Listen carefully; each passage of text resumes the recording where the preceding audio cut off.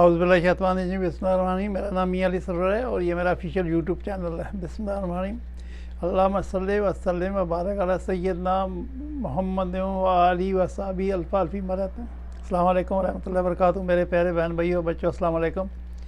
आज मैं आपके लिए बड़ी अच्छी वीडियो लाया हूँ जिसमें एक अच्छी बीवी की तारीफ़ की गई है।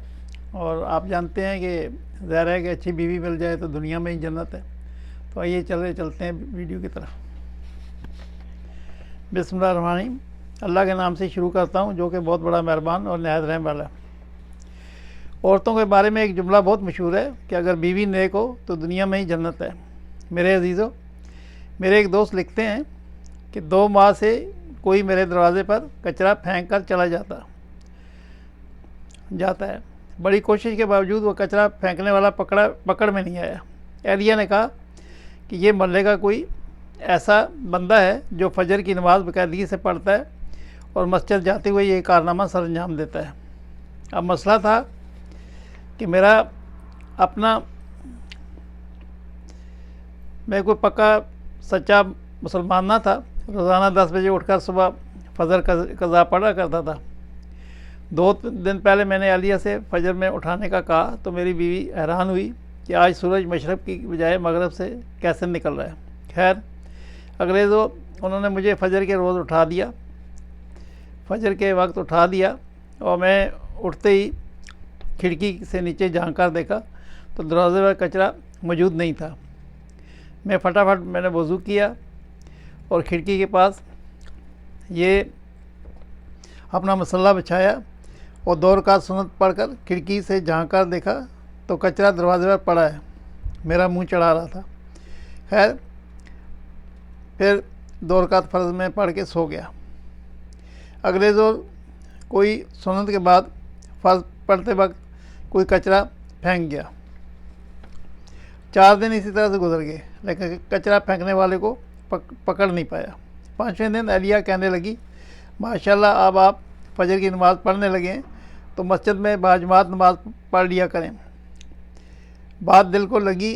5वें दिन सुन्नत पढ़कर जमात से पहले 15 मिनट दरवाज़े पर कुर्सी लगाकर बैठ गया और मोहल्ले के नमाजी हज़रात को आते जाते देखने लगा कि किसी नमाजी के हाथ में कचरे का शापर है, किसके पास। मगर अफसोस सारे खाली हाथ दिखाई दिए। नमाज़ पढ़कर आया तो दरवाज़े पर कचरा मौजूद नहीं था।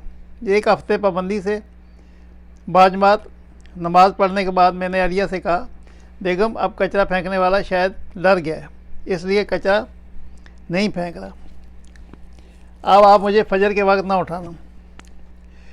तो अजीज़ों, मेरे दोस्त कहते हैं कि मेरी एहलिया कुछ नहीं बोली।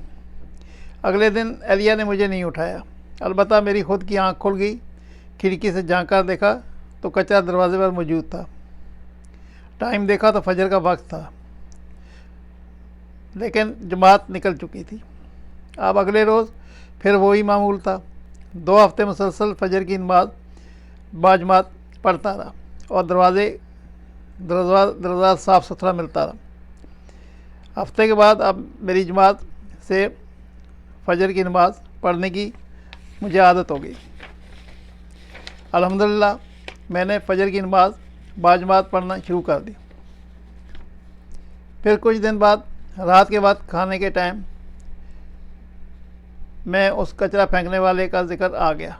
मैंने उससे बुरा भला कहना शुरू कर दिया। मेरा बेटा बोला, अबू उसे तो बुरा ना कहें, बल्कि वो तो आपका मौसम है जिसकी वजह से आप फजर की नमाज़ पाबंदी से पढ़ने लगे हैं। बेटे की बात सुनकर मेरे दिमाग को झटका सा लगा और सबको गौर से देखने लगा। मुझे यूं अपनी तरफ देखते हुए सब हंसने लगे। बेटा कहने लगा, अबू आपकी वो मौसम कोई और नहीं बल्कि अम्मी हैं। अम्मी का शुक्रिया अदा कीजिए।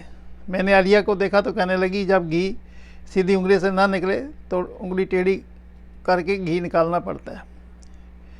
ये सबक सब बीवियों के लिए है, मगर वो जो अपनी औलाद के अलावा अपने खावंद की भी तरबियत कर सकती हैं, क्योंकि अल्लाह पाक ने बच्चों की तरबियत का काम औरत के ज़िम्मे लगाया है। हाँ, लेकिन अगर औरत खुद तरबियत याफ्ता हो तो ये हो सकता है।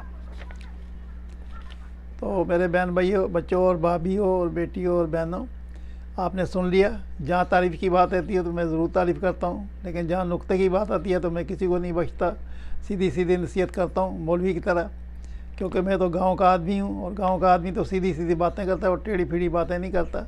तो दुआ करें कि अल्लाह ताला सबको अच्छी बीवियाँ मिले और घर जन्नत बन जाए। बच्चों की तरबियत भी करें, माँ का फ़र्ज़ होता है बच्चों की तरबियत करना, उनको नमाज़ पढ़ाना, उनको हज़रत गौसे पाक का मैं आपको एक छोटे से फ़िक्रा सुना देता हूँ और फिर ख़त्म करता हूँ।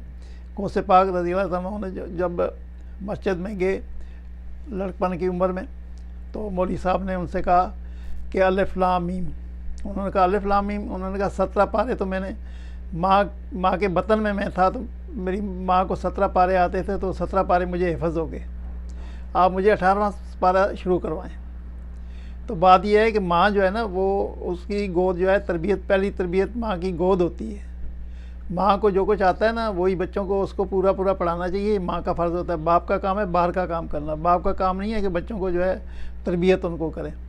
तो ये जो है आप इस पर ख्याल ध्यान करें, ये बहुत बड़ा है। अगर बाद में जो बच्चों की तरबियत जो औरत नहीं करती, जो माँ नहीं करती, वो बच्चे जब बिगड़ जाते हैं तो फिर माँ को भी तकलीफ़ होती है, बाप को भी होती है। लिहाजा इसका ख्याल करें और मेरे लिए भी दुआ करें, अपने लिए भी। सल्लल्लाहु तआला खैर खल्क़ि मुहम्मद व आलिहि अस्हाबी अजमईन बिरहमतिका या अरहमर राहिमीन।